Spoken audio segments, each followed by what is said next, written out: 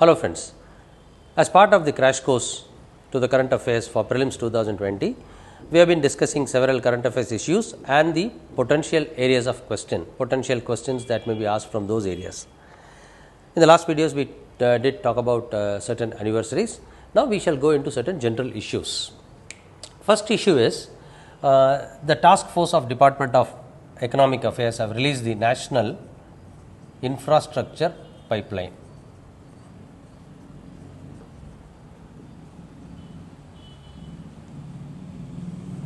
National Infrastructure Pipeline. Now, before we discuss about this, let me again write for your reference and remembrance. Any issue what you come across, first of all focus on the facts and concepts. Right? Predominantly prelims examination is about facts and concepts. So, first identify the facts and the concepts involved in any issue. This is the foremost. And third is, in case of any personality involved, any person who is involved, focus on that. Then fourth is, any place is involved, focus on the place. And fifth is, major events. There was any event associated in that, then you focus on that. See, these are the 5 predominant thumb rules, and anything will be associated with this only.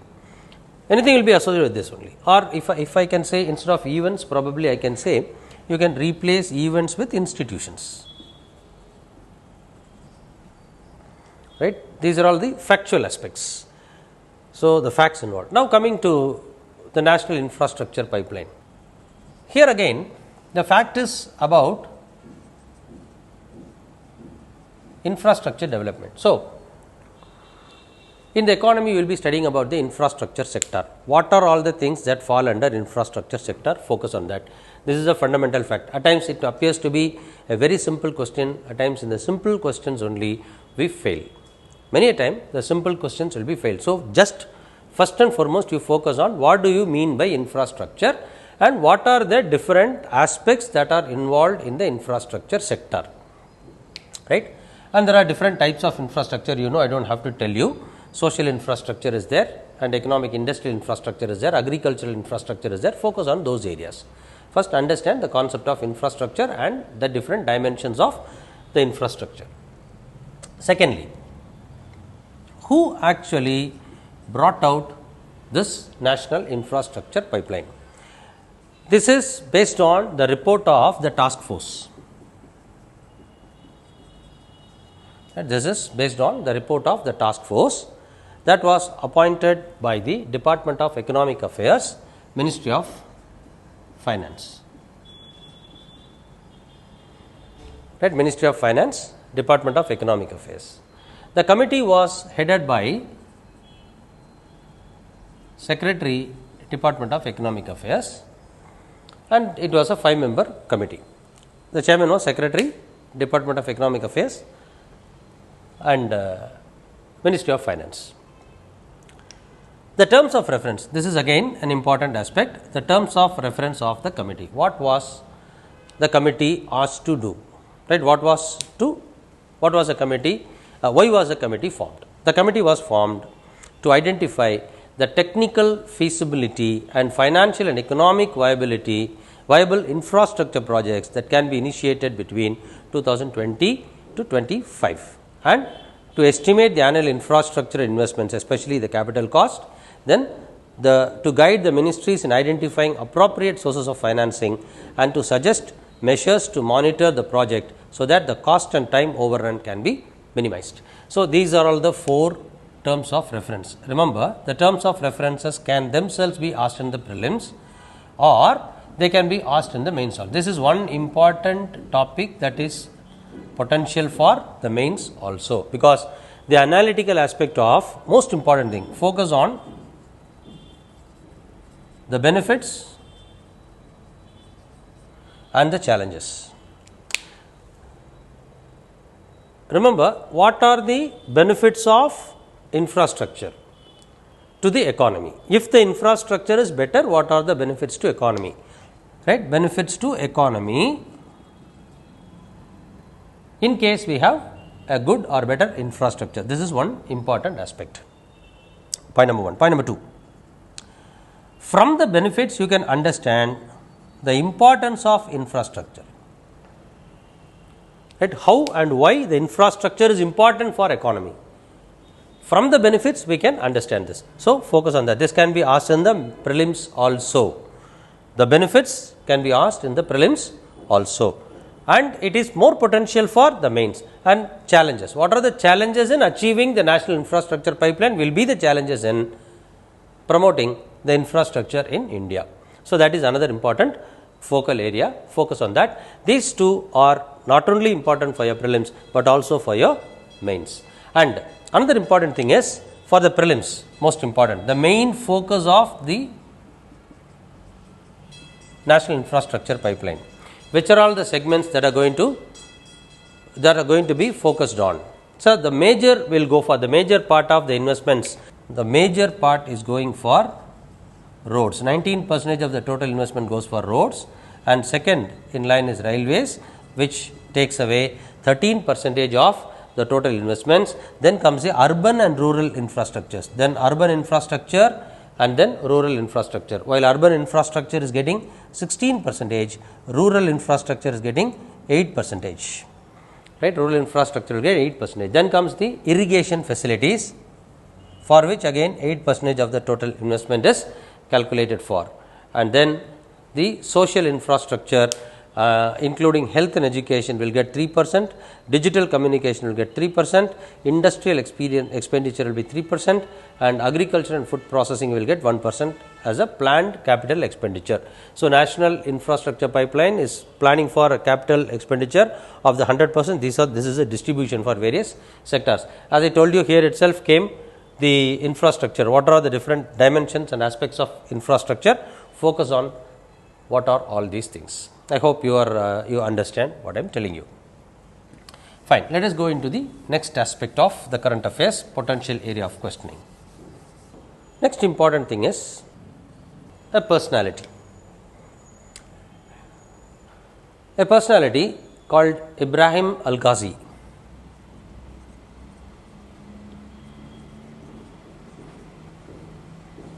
Ibrahim Al-Ghazi. Ibrahim Al-Ghazi is one of the very, very important theatre personality in India, and he passed away. Right? He is an important theatre personality who has been awarded with Padma Vibhushan awards, and he passed away this year. And he was trained in the Royal Academy of Dramatic Arts in London, and then he directed several plays, and there are several of his students are very popular artists in the Indian cinema and theatre, like Om Shiv Puri or Anupam Kher or M.K. Raina, right? Nazaruddin Shah, these are all Om Puri. These are all some of the most important students of Ibrahim Al-Ghazi. So, that much is enough. Who is Ibrahim Al-Ghazi is enough. When it comes to personality and death, you must know their field. That you must know their field. So, that is what I am telling you, the personality. When it comes to personality, associated events, which field he is associated with. And is he a sports person, is he a theatre person, is he an artist, is he a musician? Likewise, you have to understand what kind of field he belongs to. Which field he belongs to is the most important one. So, he belongs to theatre and art form, right? Theatre, art form and theatre. So, regarding that, you focus on the National School of Drama. Right, National School of Drama, location of that, because he had served as director over there, and there are several other things which are not required for the prelims. Right, about his personality, we need not focus on that. The institutions with which he was associated, he was associated with National School of Drama. That is enough. So, Ibrahim Al-Ghazi, he died. That is why we are studying about him for the current affairs. That's all. Then the next another personality. Right, next another important personality is Shyama Prasad Mukherjee.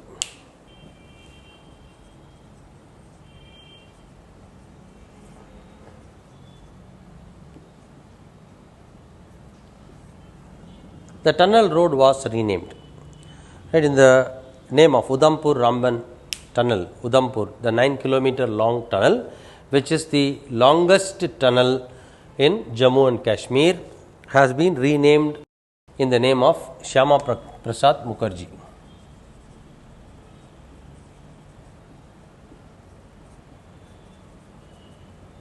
And Shyama Prasad Mukherjee was one of the important political leaders who founded the Bharatiya Jansangh, whose successor was BJP, and in his name the Union Ministry for Road Transport and Highways announced that the Chenani Nashri Tunnel, which was previously called as Chenani Nashri Tunnel, on the NH 44 in Jammu and Kashmir as Shyama Prasad Mukherjee Tunnel.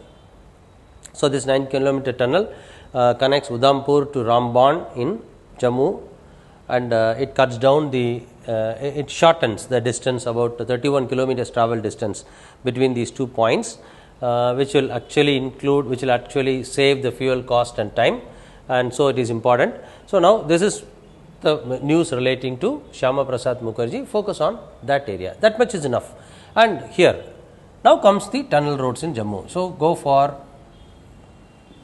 the geographic aspect of Jammu. Right, geographic aspect of Jammu, because we know very well that Jammu and Kashmir is very much in news because of the nullification of Article 370, and so there are several other aspects relating to constitutional aspects relating to Jammu and Kashmir which may be avoided due to obvious reasons. Therefore, the question may be asked from geography with respect to Jammu and Kashmir.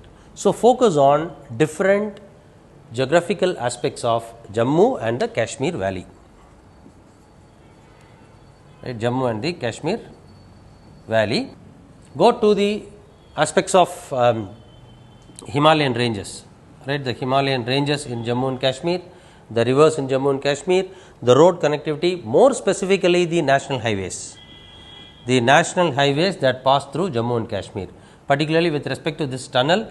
NH 44 comes into the picture, and is there any other national highway that is connecting Jammu and Kashmir with other parts, and is there any other national highway which is for passing through the Himachal or Himalayas.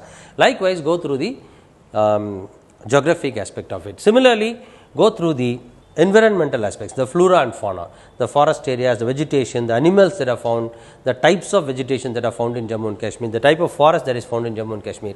Those aspects as well you have to focus on. I hope you understand what I am telling you.